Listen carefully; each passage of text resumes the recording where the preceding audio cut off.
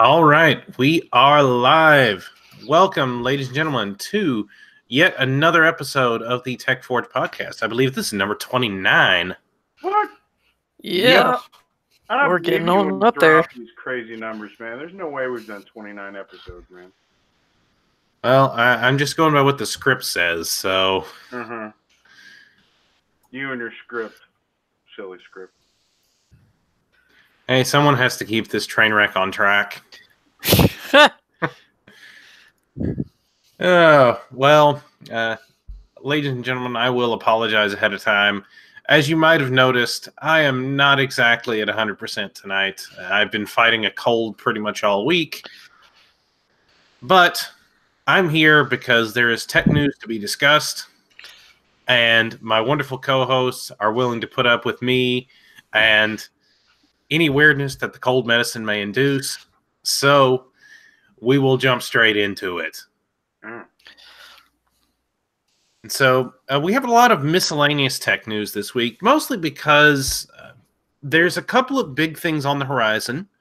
In particular, AMD's Radeon 7 is supposed to launch on February 7th. But also, we finally have confirmation that, yes, the GTX 1660 and 1660 Ti exist and will be launching right around the middle of February. First, we have a few other smaller stories that we want to get through first. And the first two or three we have revolve around AMD, but don't have to do with Radeon 7 in particular, but have more to deal with AMD's third-gen Ryzen cores. Cool.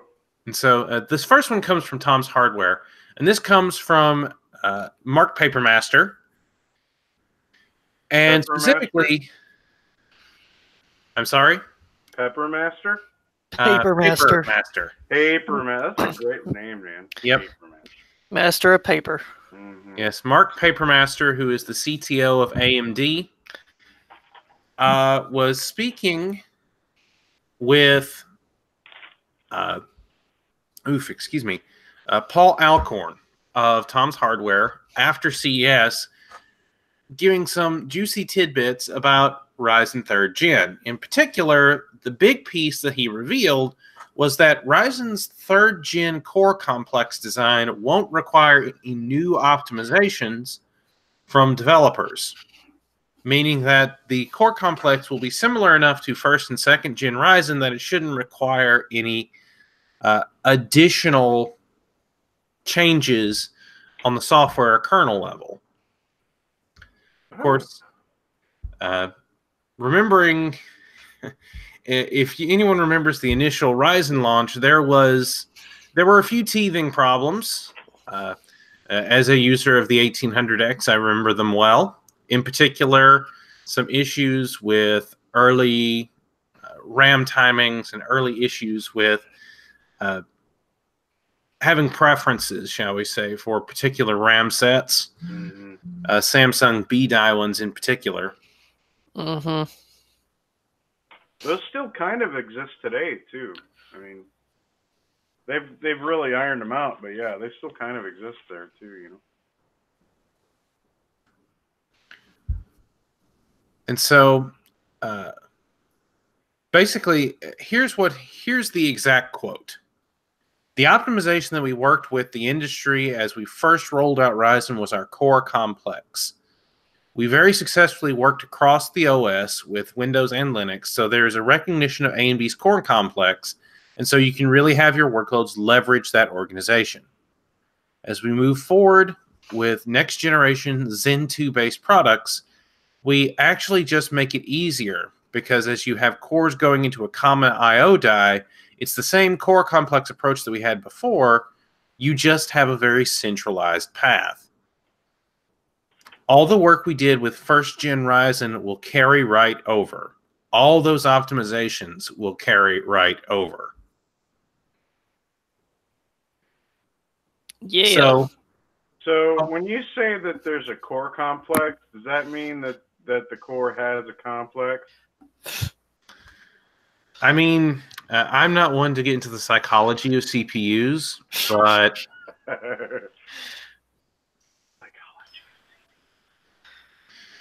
they're very stable. They're very stable-minded. They don't need any talking to from a CPU psychologist. How about a CPU psycho? And none of them too. Sorry, I didn't mean to segue. I feel bad now because Ned has a sore throat. It's all right. But what we should be seeing at the very least is a second-gen Infinity Fabric setup with a common I/O die. And that's the big difference from Ryzen first and second gen, is that third gen will have the common I/O die, at least on the consumer side. They're handling it a little bit differently with the server implementation. The Epic I/O die is structured a bit different. Really? But we've talked about that a little bit in the past. Yeah. Basically, the core complex and the I/O die on the third gen mainstream Ryzen chips is 1/4 of the I/O die from an Epic or a Threadripper chip. Oh, okay. Cool. So it's good to know that we're not going to run into any of the issues we had with first gen Ryzen, where it was basically you had to spend a lot of your time trying to optimize for the new architecture. Even though this is going to be a change in the architecture and a massive optimization of it, that they're claiming produces significant performance improvements, that it's not going to require any changes on a software optimization level. Well, when they did a technical medium dive of the new Epic architecture, there were a lot of nuggets in there, particularly on the front and back end optimizations that will leak into Ryzen 3000 that are really flipping awesome. And there are, with a lot of the performance leaks that's coming out now for Ryzen 3000, there's benchmark leaks. So it's been thought of that when AMD benchmarked that Cinebench, at CES, that part was running at 4 gigahertz.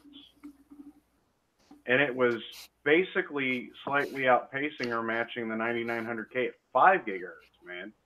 That's crazy. Mm-hmm.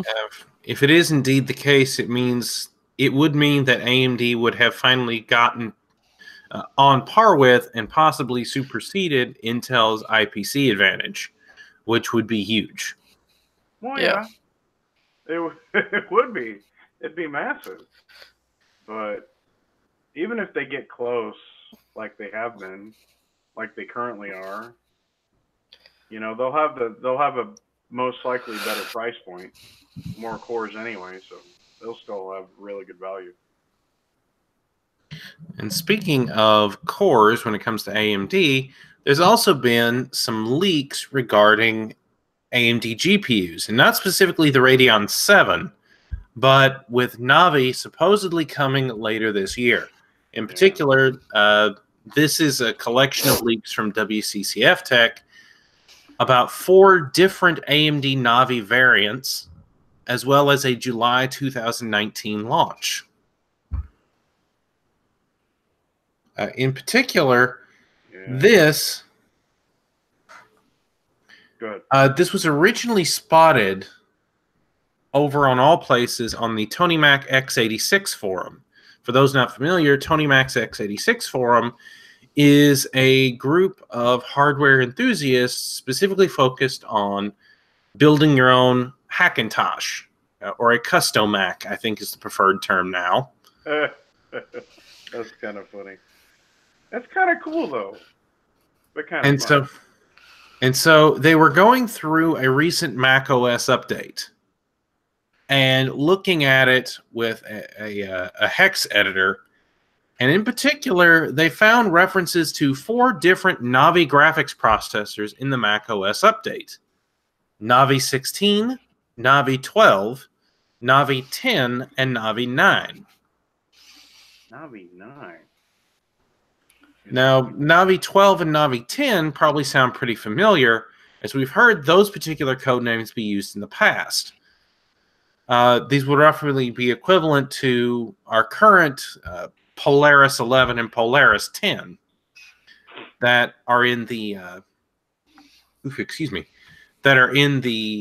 Polaris 10 being in the RX 570 and 580, and Polaris 11 being in the RX 560 and below.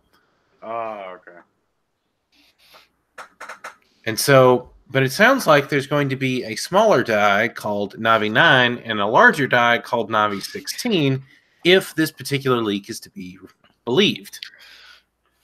Well, it'll be interesting. I don't know if there's really much to really be gleaned from the leak.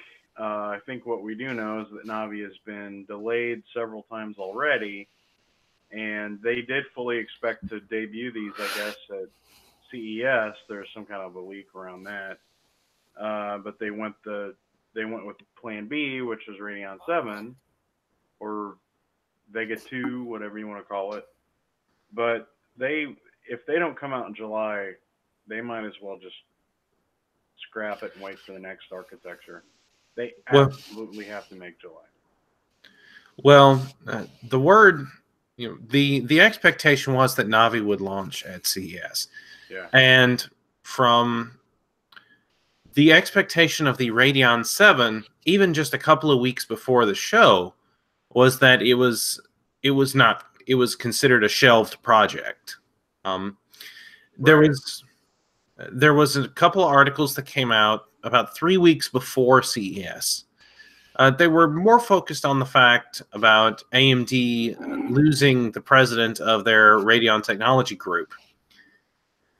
But in particular, the authors of the articles were talking about how he had as a potential project a Radeon 7 that would supposedly cost $750 to produce. That was basically 7-nanometer Vega, which turns out is exactly what the Radeon 7 is.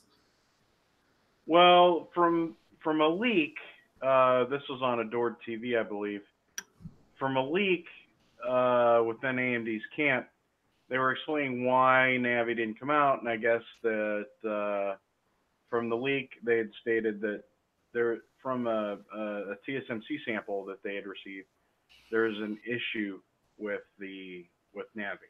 So they brought it back in the lab, and they're testing it.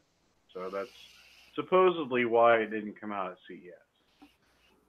Right. The theory apparently was basically that performance was better than expected, but that there was a serious edge case flaw found that had to be solved.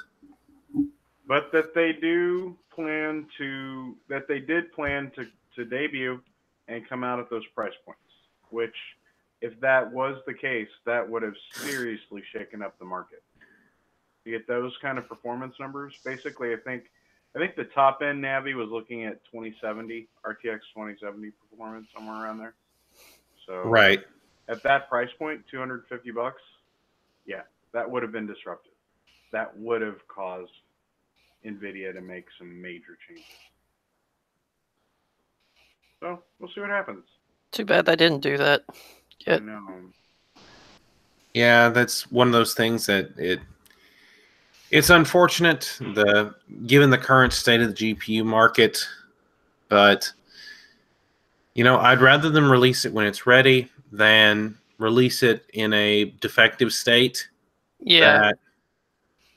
That needs drivers to pull it into good standing. Yeah, agreed. Like RX. Agreed. I mean, yeah, Nvidia's not going to come out with anything new by July or after July. So what we see now is what we're going to have. They'll probably have some value lines, but that's about it. Yeah, we can probably expect, again, some lower-end GTX stuff. Like, we're going to talk about the 1660 and the 1660 Ti, but also apparently there's supposed to be a 1650 coming down the pipeline as well. So, but I'm getting ahead of myself again. But Yeah. not all is rosy in the land of AMD. In particular, this one comes again from Tom's Hardware.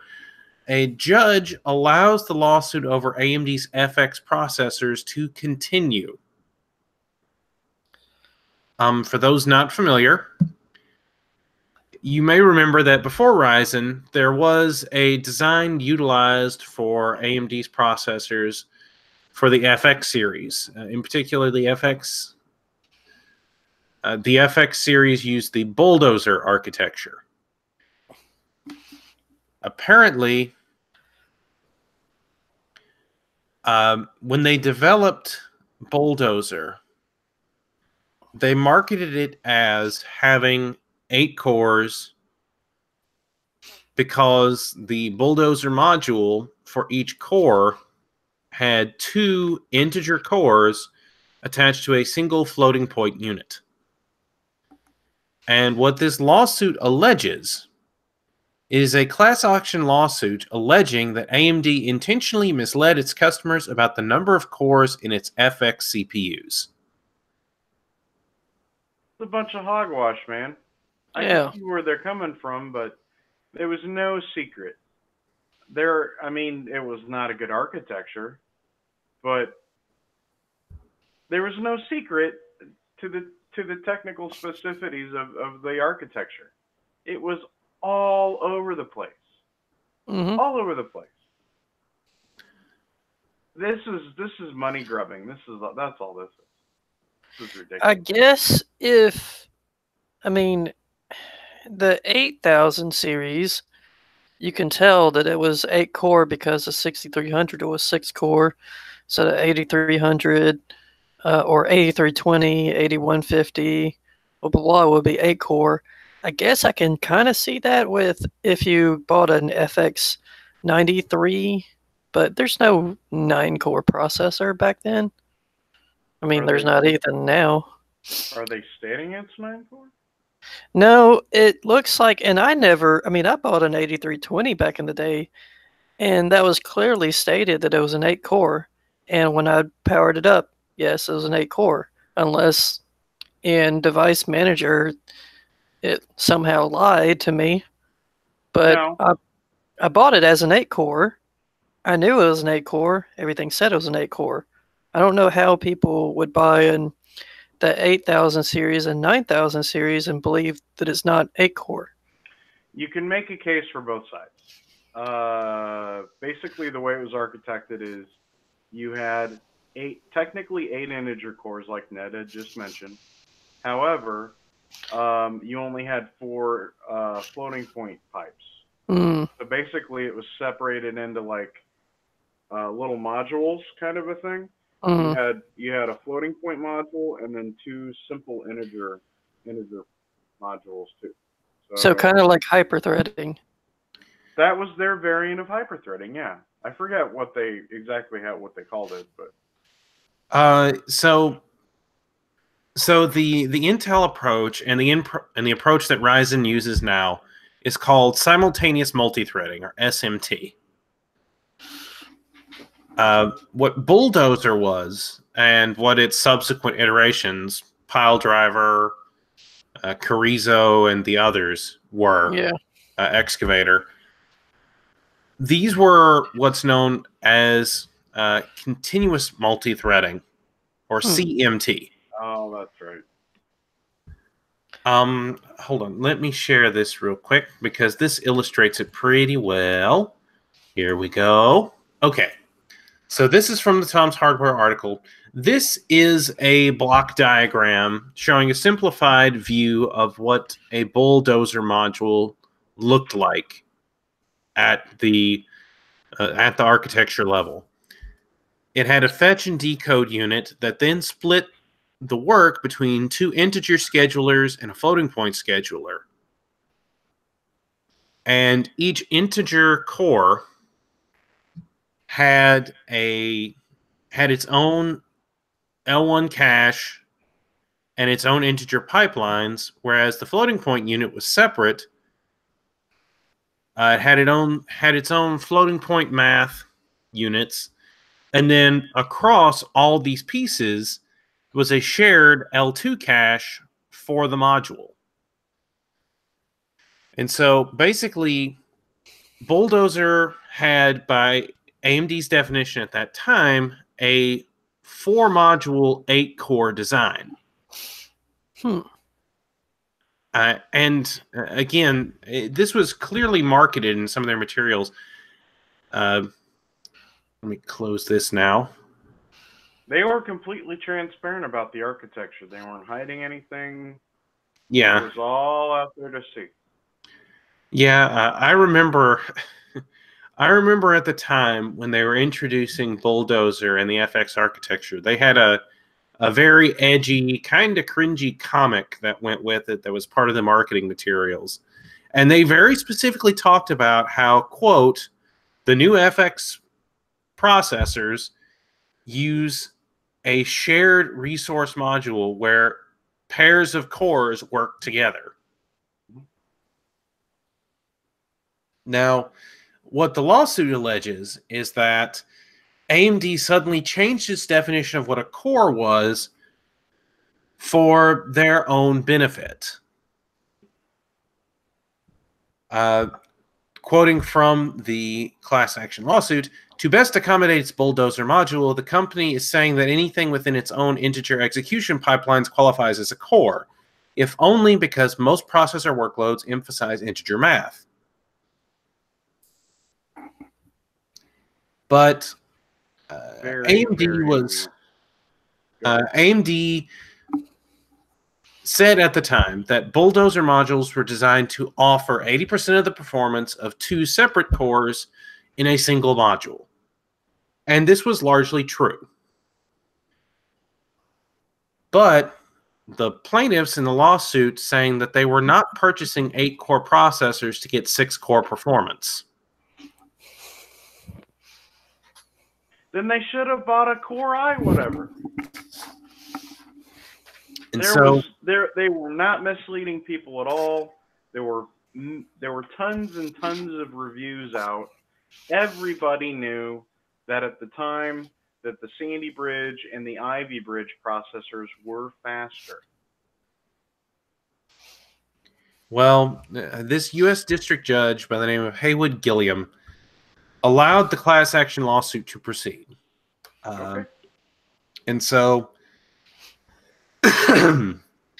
he basically decided that he rejected AMD's request to dismiss the lawsuit because several of the plaintiffs knew exactly how its Bulldozer module worked prior to purchasing the processors. But, of course, this isn't necessarily a victory for the plaintiffs. He's just allowing the lawsuit to continue. And that's fine. I mean, let due process occur. Let debate occur. I'm all for that. I'm just saying this is money grubbing. That's my opinion. Well, we'll find out.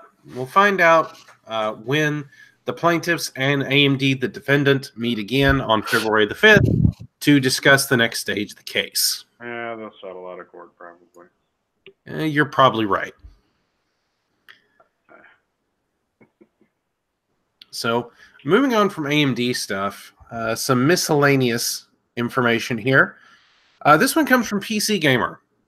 Apparently, Kingston's HyperX Predator DDR4 memory has set a new overclocking record of 5,608 megahertz. That's impressive, man. And so, basically, this is Kingston offering the latest version of their HyperX Predator RAM, which actually, I believe... Yes, I'm using HyperX Predator in my machine at the moment, although it's a previous version. That's because you are a HyperX Predator, Ned. Well, at the moment, with my cold, I don't feel that way. Still. You'll bite it. You'll eat it, man. You'll be fine in a day. But, of course, in this particular record overclocking attempt, the 5,608 megahertz attempt that succeeded was exotically cooled with liquid nitrogen That's no particular surprise there. And it was done with a single channel 8 gigabyte module. It was not a dual channel or quad channel kit. It was a single 8 gig module. That's crazy. Apparently, the HyperX Predator DDR4 line is topping out at 4,133 megahertz for their advertised overclockable speed as a kit.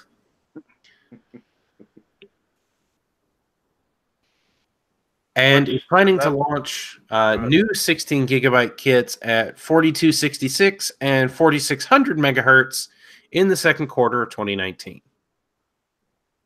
I wonder what happens if you try and put that on Ryzen. Does it just your SoC? I was thinking about that. But Intel doesn't coming out of the IHS at that point.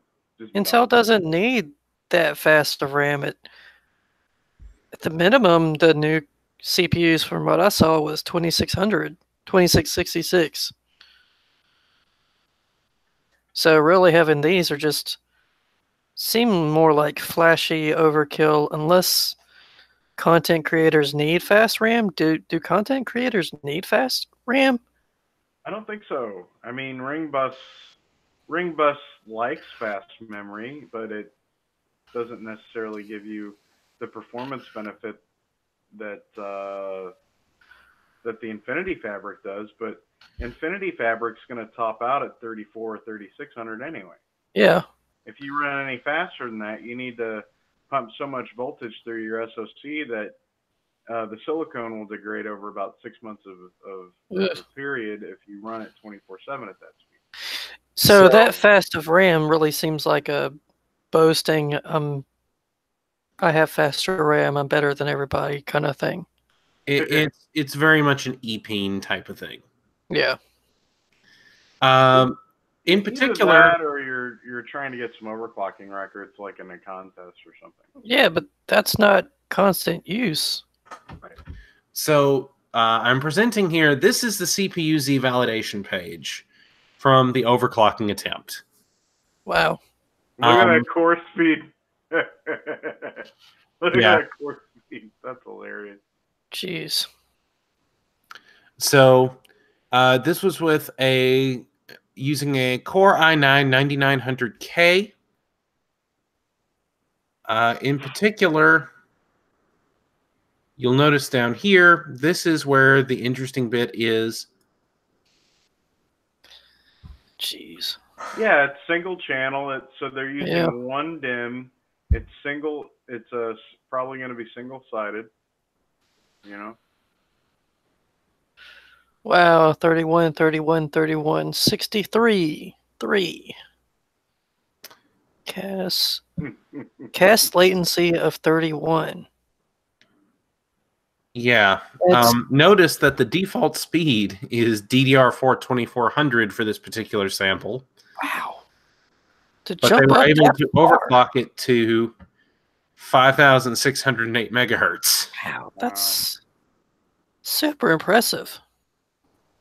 So kudos to Kingston and your HyperX Predator RAM. But be prepared for competitors in the near future because you know that their competitors are not going to let that stand for too long. Yep. And speaking of DDR4 RAM, this next one comes from AnandTech. Apparently, double height DDR4 DIMMs are now a thing. As they tested, Ian Koutras and Gavin Baumscher tested 32 gigabyte modules from G.Skill and Zadak.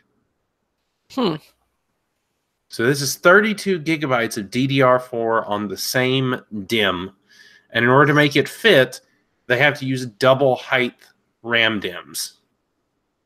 So would that be compatible with existing motherboards though? Well, as long as it fits the DDR4 keying on the actual DIMM slots, yes. It's just that the actual board is twice as tall as normal RAM. Here, I will throw the picture up here. That would look so odd in a case with a clear side panel. So that's what it looks like. with its double height. It does look weird. Yeah. And then you add 10 or 15% to the height with the heatsink, or heatsink plus RGB. You know, it's a really cool idea. It would look really odd, man. Like, I mean, right now, these double height DIMMs apparently are only certified with a very few select boards so far. In particular, they're all three Asus boards: the Asus ROG Maximus 11 Apex, the ROG Maximus 11 Gene, and the ROG Strix Z390i Gaming. So these are all Z390 chipsets that these are validated for. And you were mentioning about the height of the RAM DIMMs. I'll pop the photo up here again. And notice in this photo here, you have the two double height DIMMs compared to normal height DIMMs.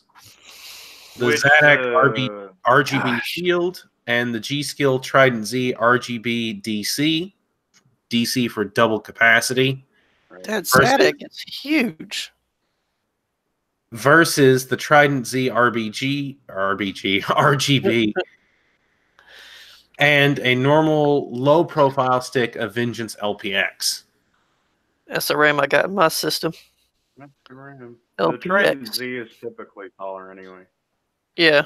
But yeah, that Z height on those RAM DIMMs, yeah, you're not going to be using, your normal height CPU coolers for that. No.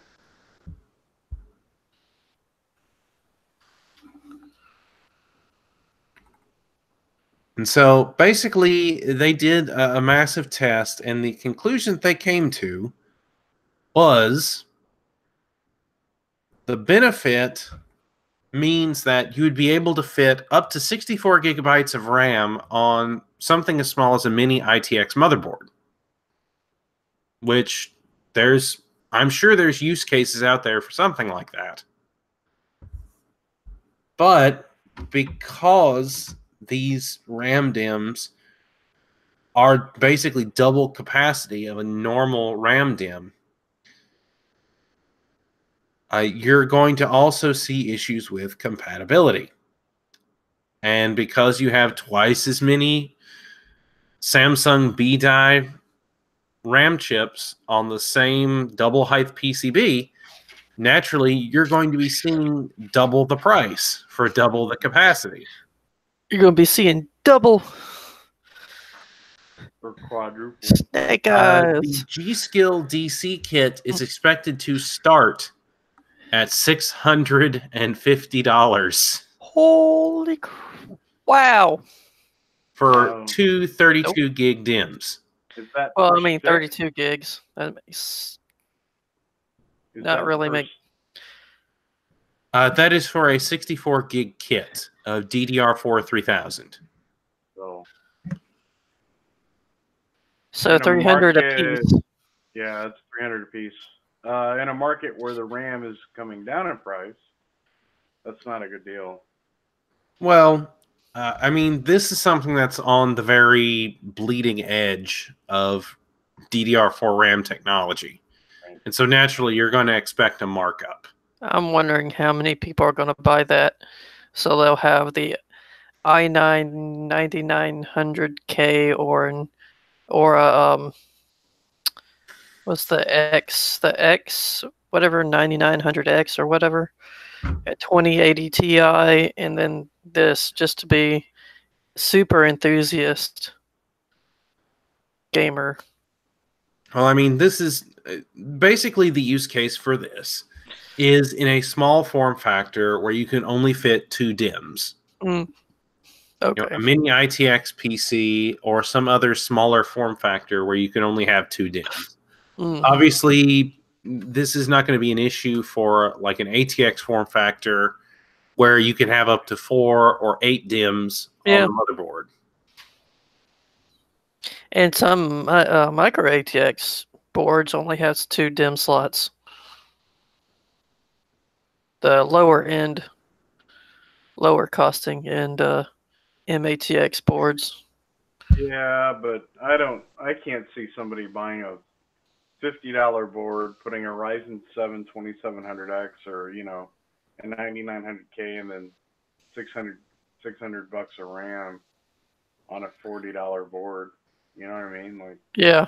Yeah, it doesn't make sense. But now, if you're trying to build the ultimate mini ITX gaming rig for the LAN parties that you must go to, Yeah. yeah, then it starts to make sense.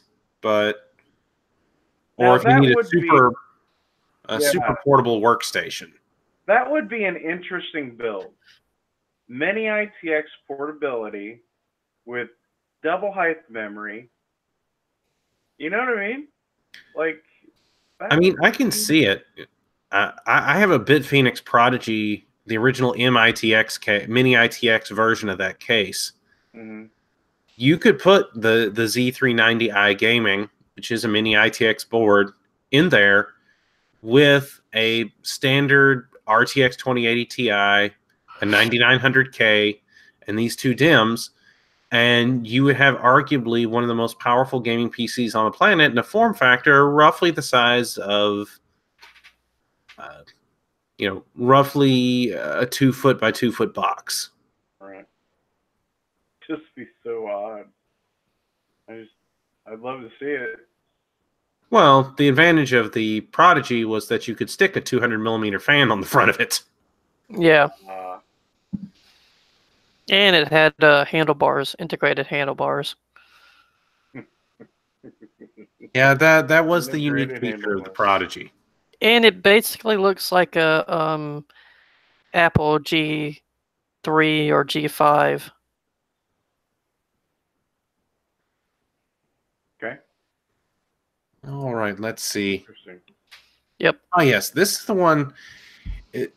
SSDs are all the rage, and SSDs, they provide a significant performance advantage, but sometimes you just need spinning iron. You need hard drive capacity at a modest price point. Yeah. Because, sure, you can buy a 2 terabyte SSD for $300. Or more. You could also buy a 2 terabyte hard drive for about $80. Mm-hmm. Or $50 in a lot of cases, if you can find a deal. But Backblaze, for about the last 5 years, Backblaze, of course, is a provider of cloud storage for people to back up their information to.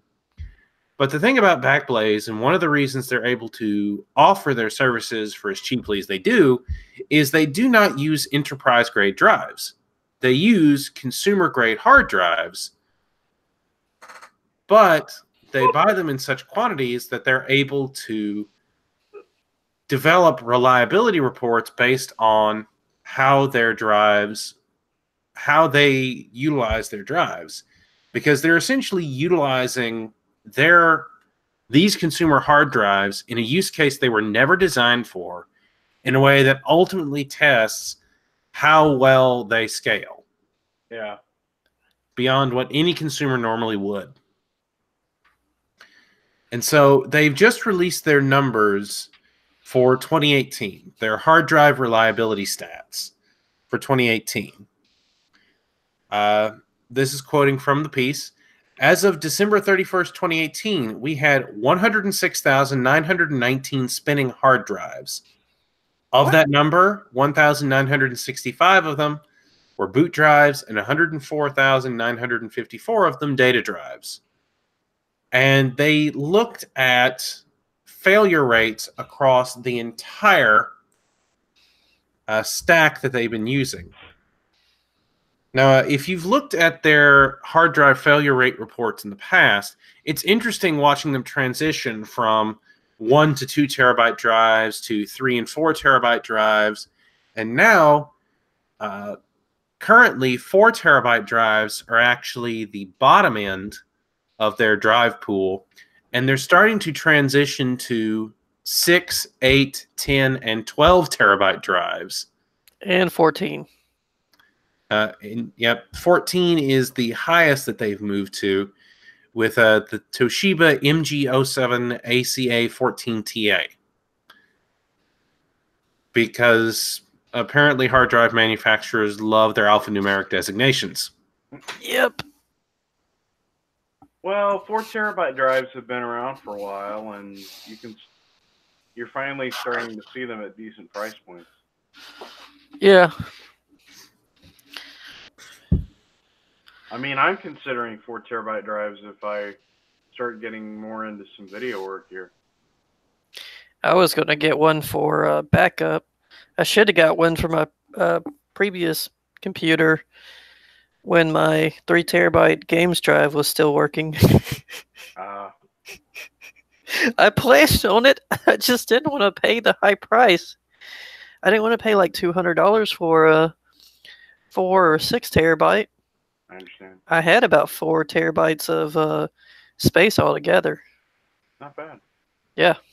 So the interesting thing is, depending on what part of the data you look at for this reliability standard, tells you very different information. The 14 terabyte drives from Toshiba actually had the highest percentage annualized failure rate at 3.03%. But it's also one of the smallest sample sizes they had, with only about 1,200 drives. Right. And so, in all, they only had 9 failures. And so, that percentage, that annualized failure rate, makes it seem a lot worse than it actually was. Out of 1,205 drives, they only had 9 of them fail. Well, they didn't buy that many Toshiba drives. It was a 5 terabyte drive. They only had 45, but it had 0 failures. Right. And so that's why you had to be careful when reading these type of stats to say, oh, well, obviously the Toshiba drives must be terrible. Well, no. It's just that out of their sample, they had an unusually large number from that sample fail. Yeah. And usually when hard drives fail, they fail in batches. You know, you could have batch and batch. You can have batch after batch after batch good, and then have batch bad, or maybe Right. 2 batches. Yeah. So Um, I'm looking at this data, and I'm trying. Normally, data tells you a story, but I don't see much. Well, one thing that my thoughts about this is I've heard the Seagates are horrible storage drives because they fail so much, and this does kind of show that the 4 terabyte Seagate, out of the more than 23,000 drives they had, it failed 581 times. If you don't think about the drive count, that's a huge failure rate. And the other Seagates of 126, it's a huge failure rate. And that confirms in also 296. It's a lot of failures. Well, That definitely confirms what I've heard and what I've been told. It doesn't really confirm, except for possibly the WDC, if that's Western Digital, that I've been told, don't buy Seagate hard drives because they fail so much. Buy Western Digital because they're better. But Western Digital are more expensive than Seagate. Well, that particular Western Digital model has pretty much the same failure rate as some of the other Seagate lines. So yeah, right. And so I think what this data really shows is that reliability of a particular drive is dependent on model, is dependent on when it was produced, and is dependent on how it's used. Yeah, how it's used. Now, I have had drives that I've been using for a decade plus that still work. I have one machine. It is a Dell Inspiron XPS, the very first gen that Dell did their XPS laptop line. That thing has been running since 2004. Now, admittedly, I don't use it every day anymore, but I've had that since 2004, and it has an 80 gigabyte Western Digital hard drive inside that has been working since that time. I've also had drives that would simply just died within 30 days of receiving them. And this is anecdotal, but in my experience, generally drives fail one of two ways. They either fail due to a manufacturing defect, and they will fail within the first few days you receive it, or they fail due to wear and tear, which will typically be years and years down the line. I had a Seagate 2 terabyte 7200 RPM 3.5-inch drive that lasted for somewhere between 4 or 5 years. So I would say that was pretty reliable because for me it was a data drive, but I used it a lot. I had a big video library, and I used it off and on as a game drive. And when it failed for me is when I was experimenting with AMD's whatever they call it, that hybrid thing that they came out with the 400 series chipset. I forget, Storm I or whatever that is. I was experimenting around with that, and it was interesting, and then the drive failed. But yeah, I don't know. Well, this is basically what they said, what their thinking was based on the results they found. In 2018, they removed the last of their 4 terabyte Western Digital drives. And the reason Western Digital drives are such a small number on the chart is, quote, "We've never been able to get the quantity of Western Digital drives we needed at a reasonable price." That's fair. And they have been able to get plenty of drives from HGST, or what was formerly Hitachi Global. But they were purchased by Western Digital Corporation, WDC, back several years ago. And speaking of HGST, they added roughly 1,200 12 terabyte HGST drives. And so they did testing of these in Q3, and so far they have had no failures, but they've only had that particular vault of 1,200 drives featuring those HGST drives running for a month or so. And of those 1,200 drives they've had running for a month, they've only had one failure. So make of that what you will. In Q4, they added 6,405 Seagate 12 terabyte drives, bringing them to a total of 31,146 of those in their drive farm,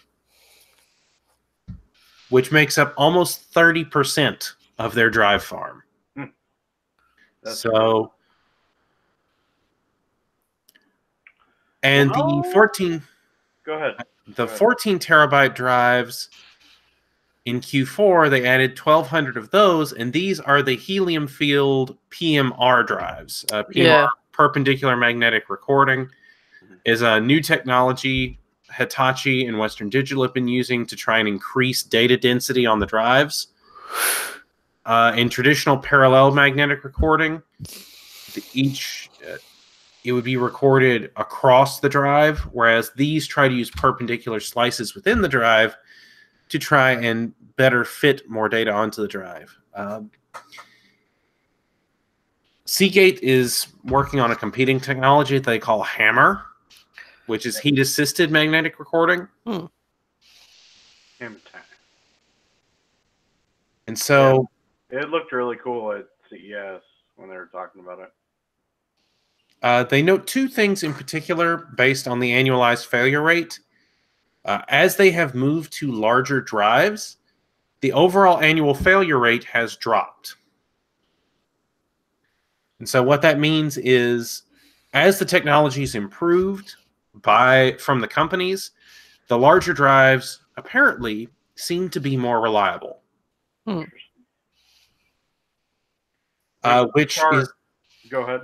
Which is not exactly intuitive at first, because you think, well, it's a larger drive, that means it's more complex. Surely that means it's got to be less reliable. Well, apparently that isn't what they found.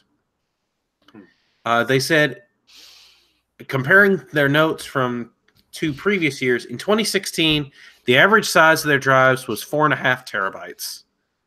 In 2018, it had almost doubled to 7.7 terabytes. And this was the key thing. The annualized failure rate for 2018 was in total 1.25%, and that was the lowest they've seen in any of the years they have data for. This was the chart I was looking for because I wanted to analyze the trends of the last few years. And, well, okay. Yeah, you're right, percentage-wise, but their sample size keeps increasing. Drive count. Look at drive count. Right. As the business grows, they increase the size of their drive farm. Okay. Well, and the failure rates seem to remain somewhat consistent across models. So that's interesting.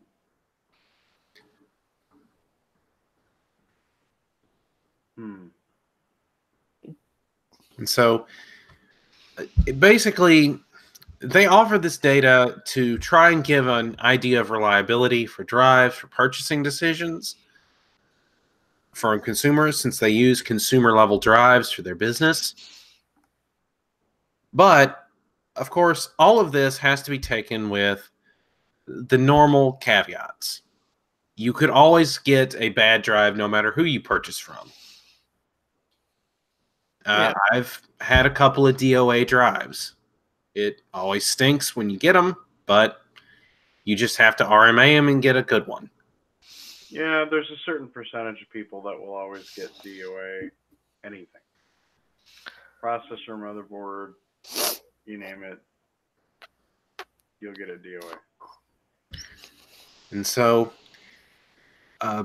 based on what they're showing here, on average, the Seagates have a slightly higher failure rate overall, but they're also significantly cheaper than their counterparts. Likewise, the Hitachi, the HGST drives, have a moderately lower failure rate, but they are not able to purchase them in the quantities they can the Seagates. And so basically the conclusion they come to is, well, we can purchase lots of the Seagates, and if there is a failure, it's relatively easy to replace. Now, as a consumer, you might not be able to make that same decision. But for them, the Seagates make sense. Anyway, I think we've beat that horse to death. I would say that then some. It's dead, Ned. I don't care. I'm going to keep beating that damn thing.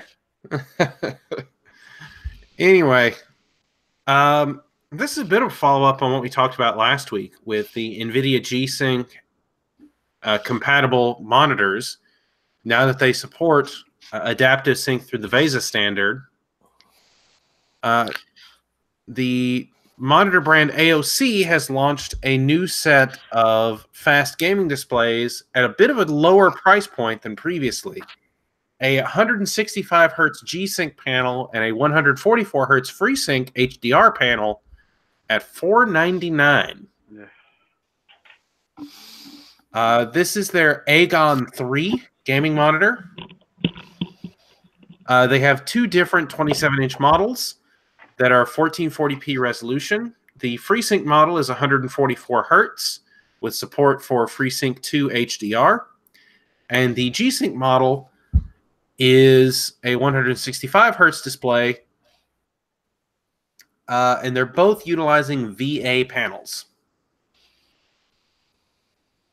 And so, for those not as familiar with display technology, generally from the standpoint of looking at a monitor, TN is considered at the bottom. They're common, but they're cheap, and they're not always the best for color reproduction. IPS panels are generally considered the gold standard for color reproduction and production work, but from a gaming standpoint, they tend to have issues because they have a slow response time, typically in the 8 to 15 millisecond range, in which it becomes noticeable. And so that gray to gray response time means that some IPS panels have trouble transitioning with high refresh rates. VA sits as a kind of middle solution between the two. A VA panel provides image quality better than a TN panel, but usually not up to the same standard as IPS. Whereas they also provide a better response time closer to a TN panel's response time, but with a better color reproduction more similar to an IPS display. It's a good balance. And so they claim 178-degree viewing angles on horizontal and vertical. And let's see, the G-Sync model is available for $650, whereas the FreeSync panel is available for $499, which I think illustrates once again, Nvidia was kind of forced to support FreeSync on their as G-Sync compatible monitors, because now that they have enabled that support, if I have to choose between the $499 FreeSync 2 monitor, 1440p, 144 hertz, versus the $650 165 hertz G-Sync panel, I'll take the 144 hertz and the extra $150. Yeah, I would too, man. And the fact that that's HDR, which means high dynamic range, the blacks in whatever game, blacks are blacker or deeper, colors better, like on HDR TVs, 4K TVs, better technology, newer technology in a monitor for cheaper than the Nvidia monitor price.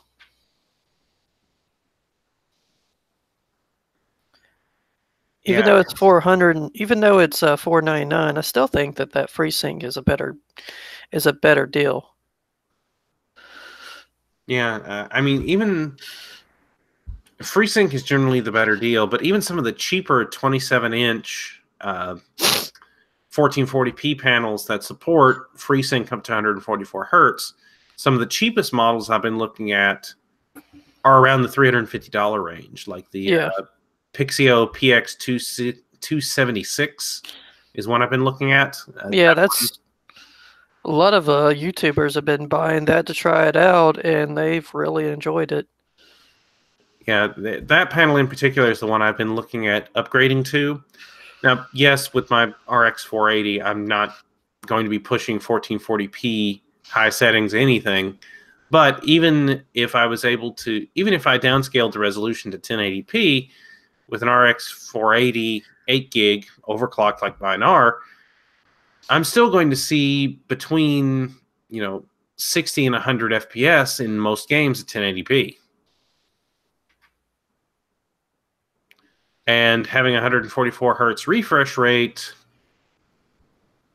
yeah, it's going to beat the 60 hertz panel I've been using to pieces. Anyway, let's keep going. Let's keep this thing rolling. Yeah, sorry guys, I just don't have much of an opinion on monitors. I always get cheap monitors. This is a follow-up to something we talked about a few weeks ago. We discussed how Microsoft had basically been turning people into unwitting beta testers with their C and D updates throughout the month. Well, guess what? Microsoft finally fixed it. Microsoft starts beta testing Windows 10 patches with actual beta testers. About time. I still don't believe You know, it. it only took them forever. Yeah, I still don't believe it. Yeah, so apparently the January 2019 C updates, which went out earlier this week when we're recording, was the first to be pushed to Windows insiders first. Which, you know, the whole point of the Windows Insider program was supposed to be that they would get those updates first. Yeah. And so with the C and D updates for this month on the way, the C update's been pushed out. The D update should be coming out next week. It's good to see that Microsoft is finally correcting this, but shouldn't this have been fixed in the first place? Yeah, it should have been Yes. fixed. Yeah, it should never have been a problem. And so the stories have been many and varied about the multiple disastrous releases of the increasingly inaccurately named October 2018 update, Yep. which Microsoft is releasing. I think they're releasing that update for the 4th time this month. Shame. Shame. I agree, Mr. Hunter. I completely agree. So, Microsoft, we know that you have a vice grip on the OS market for the desktop. Please stop abusing it. Mm-hmm. All right, and this is the last of our miscellanea. This kind of ties back to something we talked about before. But this comes from Red Gaming Tech, and it is a leak that they got about a 12-core Ryzen 3000 Matisse engineering sample. Matisse is apparently the code name that's being used for Ryzen 3000. Yep. And so this particular Ryzen 3000 sample is known only under the engineering designation, prepare for this long alphanumeric string, 2D3212BGMCWH2_37/34_N. In particular, the things that should be noted, this particular leak, we know from previous leaks from Tomb Apisac and the like that what some of those numbers mean, the 37 and 34 represent the turbo and base clocks respectively, indicating that this particular Zen processor averaged a boost clock of 3.7 gigahertz and a base clock of 3.4 gigahertz on a 12-core sample.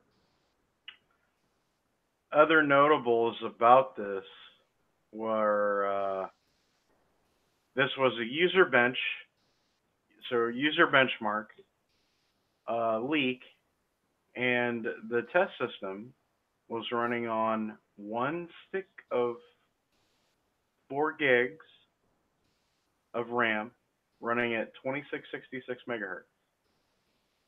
And still, at those clock speeds, 3.4 to 3.7, averaging 3.7, still utterly destroyed the 2700X in multi-threaded workloads.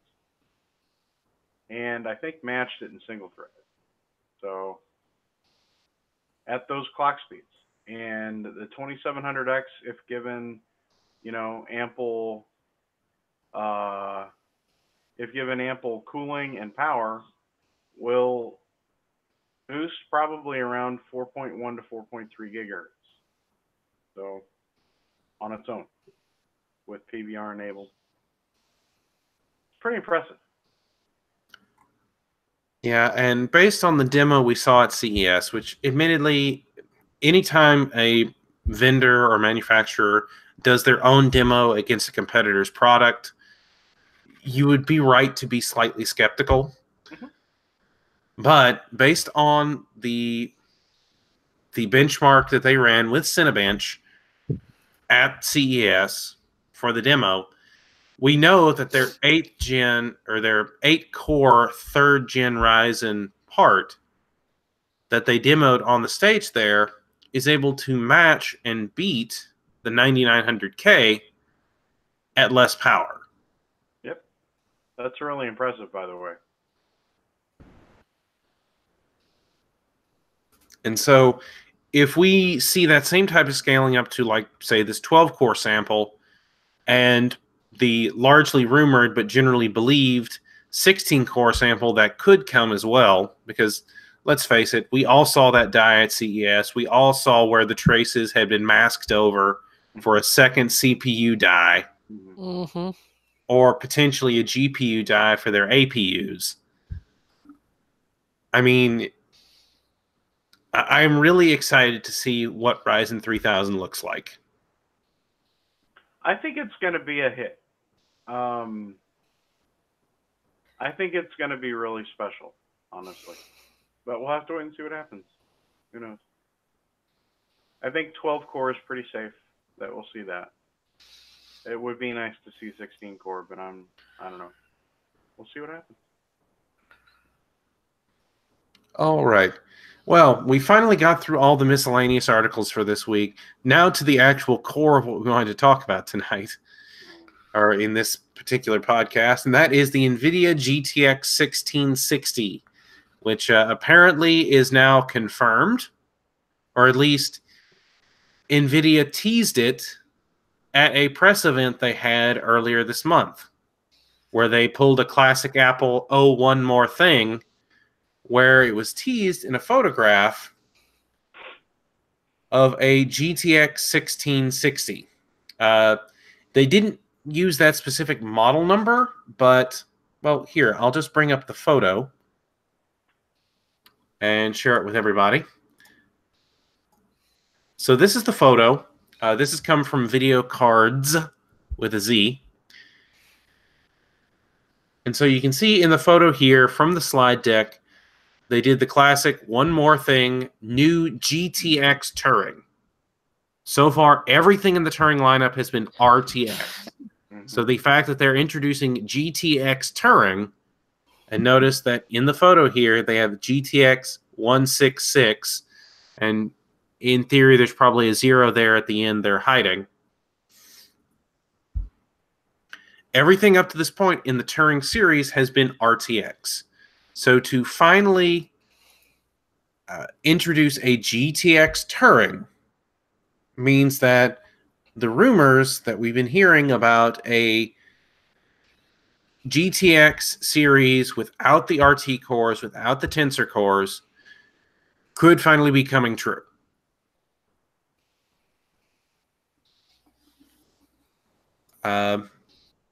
So that article was originally from videocardz.com.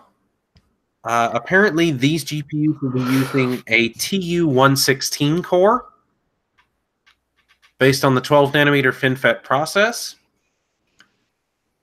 They are going to have a lower number of CUDA cores, memory, and memory bus versus the RTX 2060, which they're going to be based off of. The TU-116 core is basically going to be a detuned, or with Turing removed, from the TU-106. The two models are the 1660 and the 1660 Ti. The 1660 will feature 1,280 CUDA cores and either 6 gigabytes or 3 gigabytes of GDDR5 memory on a 192-bit memory bus. Which I think that's the same CUDA core count as the current 1060. Yes, that is correct. Whereas the 1660 Ti will apparently feature 1,536 CUDA cores with 6 gigabytes of GDDR6, also on a 192-bit memory bus.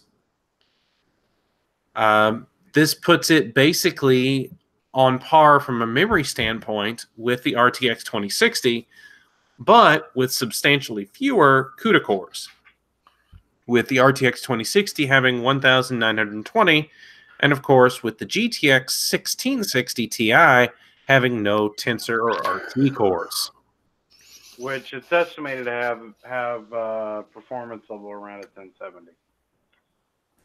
And if that's the case, I am really curious to see how NVIDIA plans to market that, because early indications, this is from TechSpot, is that the 1660 Ti could be hitting store shelves as soon as February 15th, but at a price point of $279.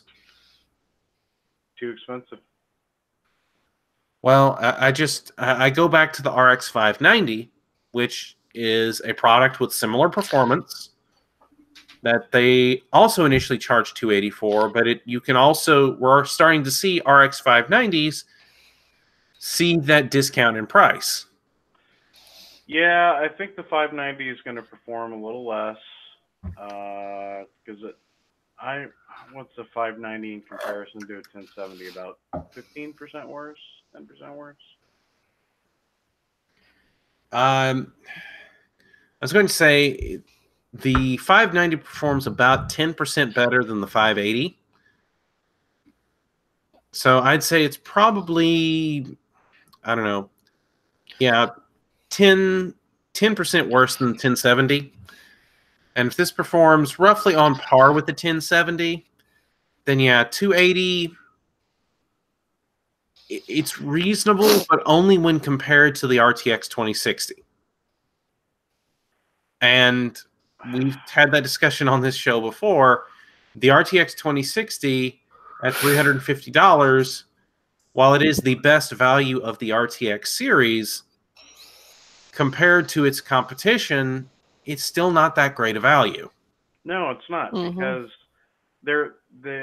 oh my gosh, the entire RTX line is not a good value, because they're comparing, oh my gosh. So these dollar MSRPs, these dollar prices that they're putting on they're making comparisons to cards that were released 3 years ago. Polaris is 3-year-old technology. Mm-hmm. And it's not a fair comparison. It's not a fair comparison. All of these parts are ridiculously overpriced. They are raking gamers over the coals, man. But gamers keep buying the stuff. So, well, the thing that caught my eye, though, was that the 1660 excuse me, the 1660 non-TI model apparently will be hitting shelves in March at $229. Now, that is a far more palatable price point for the mainstream entry-level buyer. Should be $150 part. Granted. That's the 2050. The 1660 Ti should be the 2050 Ti. I think what we're probably going to see, Nvidia apparently has decided on this GTX RTX market segmentation, and it's not the first time we've seen this. I remember back in the days of the 8800 GT, the GTS, and the GTX, and how they took that branding and segmented it across the follow-up 200 series. You had the GT 240 and below, the GTS 250, and then you had the GTX 260 and above. And they basically followed that branding for up to until the 400 series, and then the 400 series is when everything became GTX. All except for the very low-end cards, which were branded as GT. So this is NVIDIA doing classic market segmentation. The GTX is now the old budget option, and the RTX is the new shiny hotness. Yep. But They're I'm ripping curious. gamers off. They are absolutely ripping gamers off. Shoot, there are gamers who used to spend money on SLIing for the heck of it. Like I remember Quad SLI when no games ran Quad SLI. Oh yeah, I remember Quad SLI with GTX 580s. I remember when with the 980 Ti. Yep. Apparently, though, for those who are looking for the most budget of options, Nvidia is planning to offer a lower-end GTX 1650, which they've not announced any specs for, but apparently, according to TechSpot, this part will have a price of $179. Wow. If you thought the pricing on the current GTX 1050 Ti was bad, well, say hello to the GTX 1650. Hmm. I honestly wonder how it would compare to an RX 580. You know what I mean? I would be curious because at $179, that's pretty much the exact price point the RX 580 is starting at right now for the 4 gig models. Yeah. I don't know. I still have a gut feel that the 580 would be a better deal, better value deal. You might be right. Yeah. Go ahead. The Pascal cards were good for like older games, and the RX cards were good for newer games. Now that it's like we're getting further and further later on, RX seems, well, of course, that since they're cheaper and slightly better in certain games, it is the better buy. I mean, I know the Nvidia community, Nvidia fanboy community, is going to spend the money to buy the latest and greatest. I mean, I have a coworker who doesn't know much about how to build a PC, and he wants a 2080. He wants a 2080. He wants to buy a pre-built with a 2080 because it's the newest, fastest thing, or one of the newest, fastest cards. But there are people who have the money and want the future proofing, quote unquote, future proofing or bragging rights, who will pay the money and not care. Oh, I'm yeah. in several, I'm in like 3 Facebook groups for PC building, and they don't care. If they have the money, they don't care.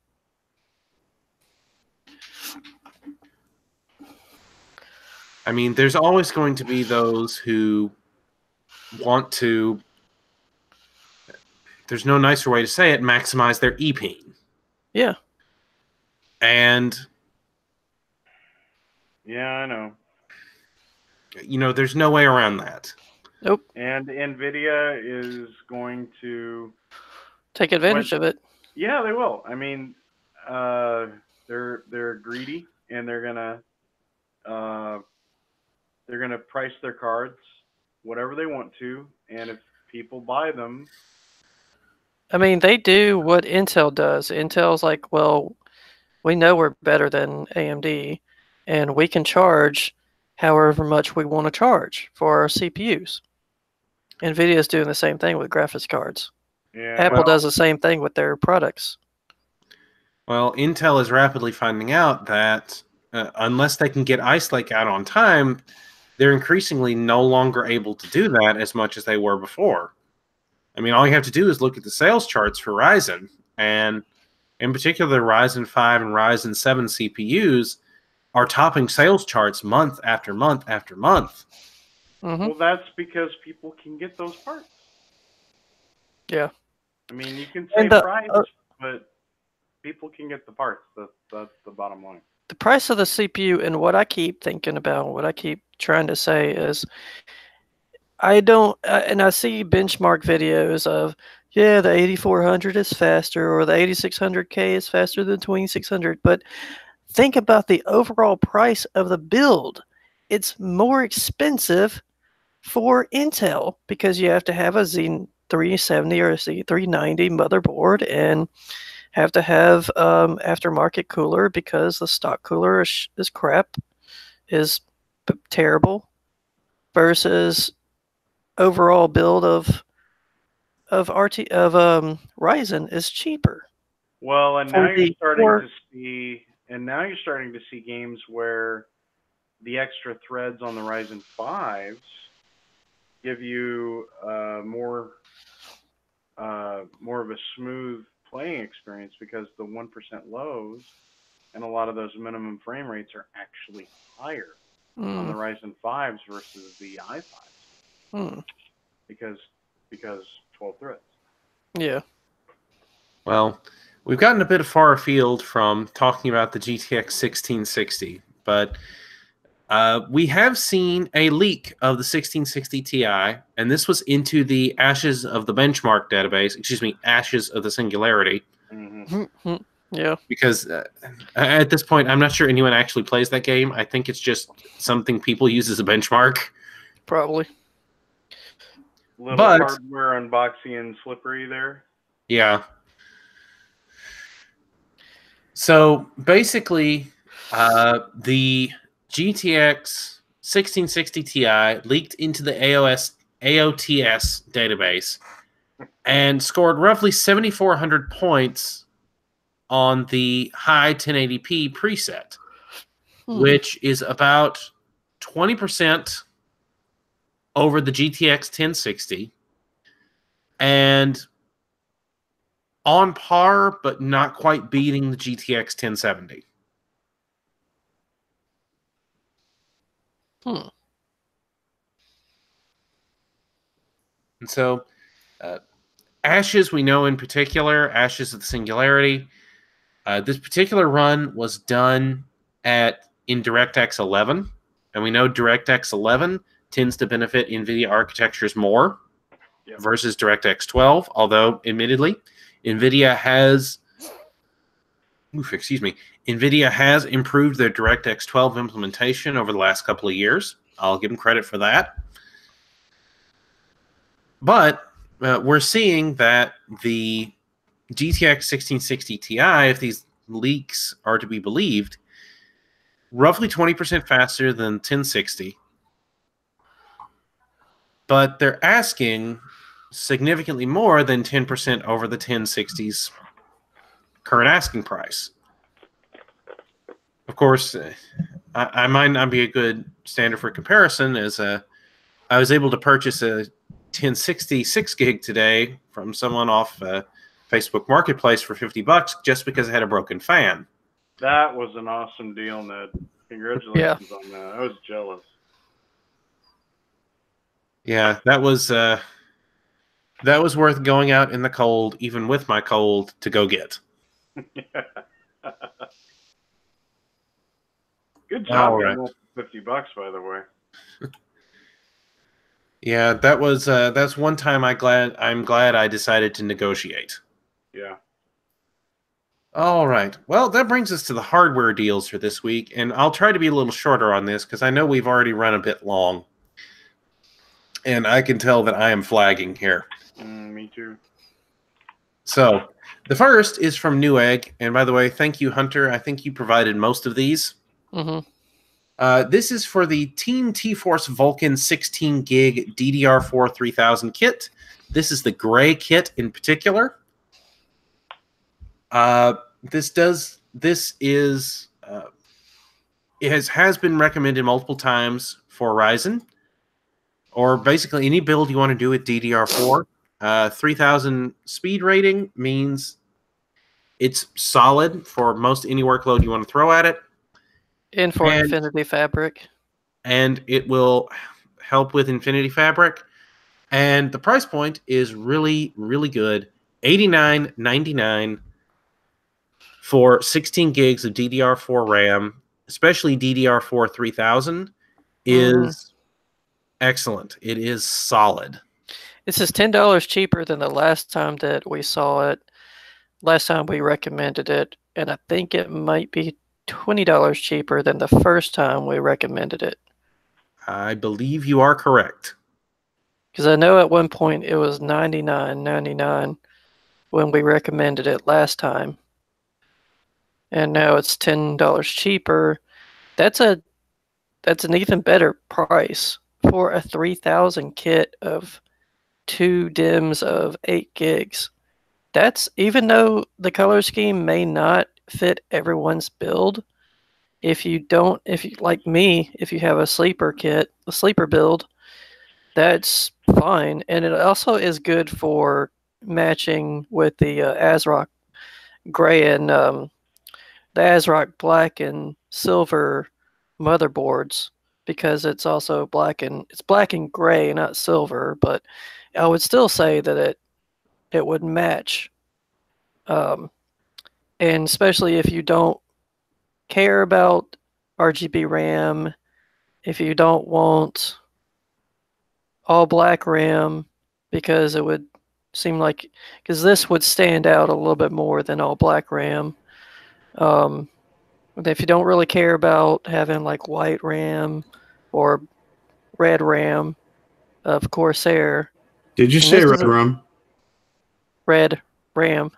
Oh, red RAM. Because Corsair has a red kit of LPX and a white kit of LPX and an RGB kit of whatever.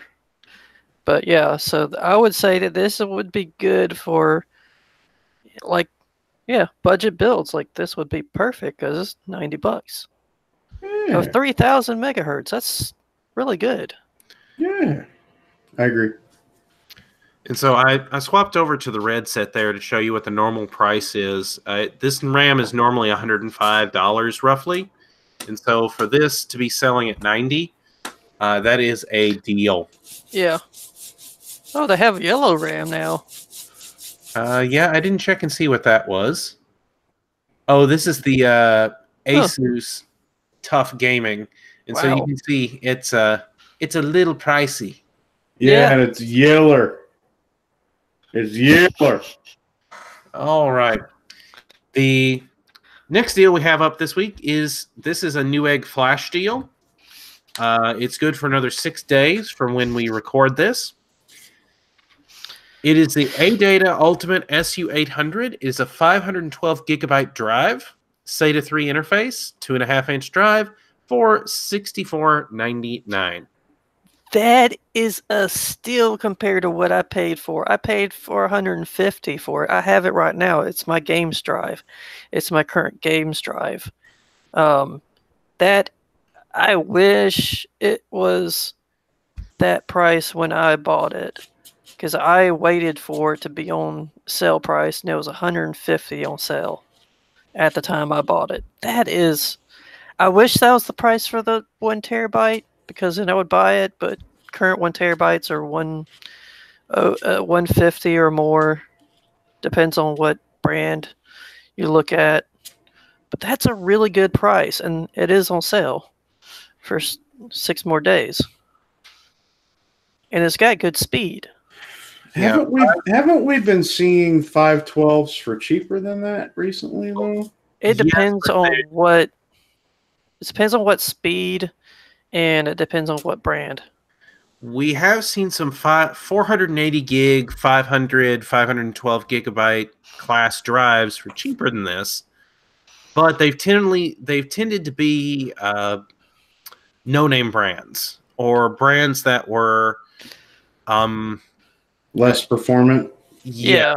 The read speed would be like 450 megabits per second, and like 500 or 510.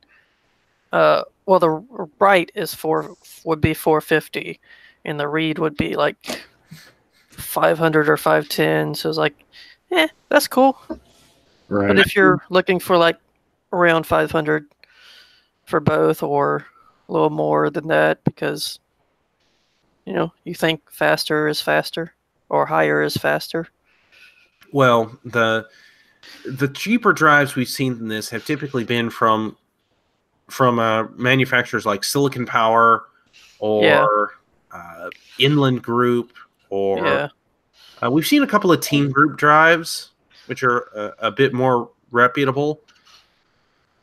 But this is from ADATA. ADATA is considered, not one of the top tier manufacturers. It's not a Samsung, but it's one of the it is one of the volume channel larger manufacturers of solid state drives, and so Yeah.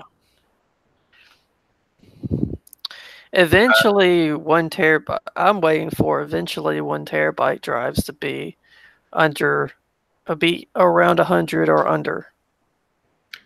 well, it just amazes me still because I remember when I bought a 90 gigabyte Corsair Force 3 SSD on a Black Friday deal for $99 and thinking I got a steal of a deal. Yeah. And that was only about 5 or 6 years ago. Yeah. And so to see a 512 gigabyte class drive for under $65 is impressive. Yeah, I mean, if you have a laptop, like a gaming laptop, that's good for that. That's good for a medium size. I mean, that is a medium. I would consider that to be a medium sized game drive. Yeah, that is a solid upgrade for your average notebook. Yeah. Oh, yeah. And last but not least, it seems like every week for the last several weeks we have found an RX 570 deal, and this week is no different. This is on Newegg Flash. It's good for 8 days from the day we're recording this. It is the Asus ROG Strix Radeon RX 570 4 gig. It is the Gaming OC edition. Its current price is $149.99, but there is a $20 off promo code, bringing the price down to $129.99. This is an ROG Strix edition card for $130. That's pretty awesome. Now, yes, it only has a 4 gig VRAM buffer, but honestly, with the RX 570, you're going to run out of GPU before you run out of VRAM with a card at this class. Does that have a power plug thing? Good question. Let's take a look at some of the other shots of the card. So yes, it does have a single 8-pin power connector. That's what I was thinking of. And so this features a boost clock of 1310 megahertz. Given that this is an Asus ROG Strix model, I imagine you can probably overclock it higher than that. It does feature the dual BIOS modes, where you have a gaming mode and an OC mode.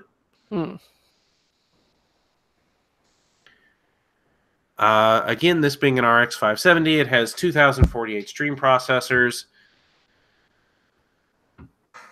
Basically, if you need a GPU that can handle 1080p, 60 FPS gaming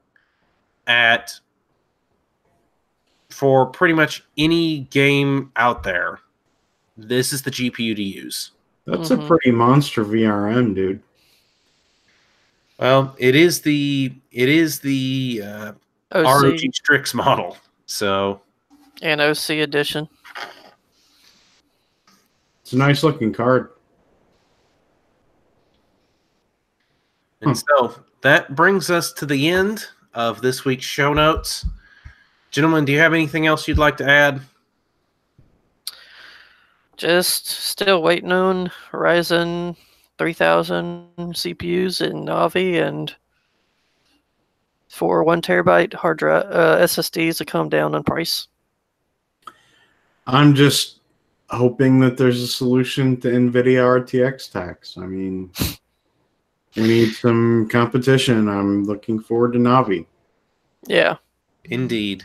I mean, Navi's not going to get me to purchase Navi because I'm going to be a happy Vega owner for a while, but I just don't like to see gamers getting, scraped over the coals, which is what's happening in the video card arena. Overcharged. Yeah, that's why I can't recommend Nvidia right now. Yeah, I don't recommend RTX. It's not used in any game except for 2 now. Quake 2 and Battlefield 5 or Battlefield 6 or whatever it is. Soon to be Anthem. Yeah, and Anthem. Well, I will admit I did recommend an RTX card for a friend, but that's because he specifically wanted an Nvidia card. And at this point, to purchase a 10 series card, if you're going with an Nvidia card, seems what would be the right word? It seems like a losing bet. Well, it is mostly because they're going out of stock, right? Yeah. So I haven't looked at prices in a while. Purchased a 1060 today. Yeah, but you got it secondhand, right? Right. I don't know what the new prices are, but I mean, 1050 Ti's are still 150. well, And I think 1060s are still like 250 or so. oh my gosh. Depending on whether you go with the 3 gig or the 6 gig model. Yeah. Well, there's a 1080s new non-refurbished on Newegg are $630. Yeah, because there's no stock left. Right. 1060 on Newegg refurbished is $189.99. That's for an 3 gig? EVGA for 6 gig. Super clocked. That's not bad. Yeah. All right. Well, gentlemen, I'm afraid we've reached that time again where we must bid adieu. If you've enjoyed this content and my cold medicine-induced ramblings, then, of course, you can check us out here every week for the TechForge podcast. You can check out all the playlist of all our past TechForge episodes, which we will link in this video. And, of course, you can also check out CrossForge Gaming all across the web. You can check us out on Facebook, Twitter, in our Discord community, and on Twitch, where we stream 5 nights a week. And so, I've been Dynamo Ned. This has been the TechForge podcast. And remember, when life has you down, Jesus loves you, and forge on. Yep. Forge on.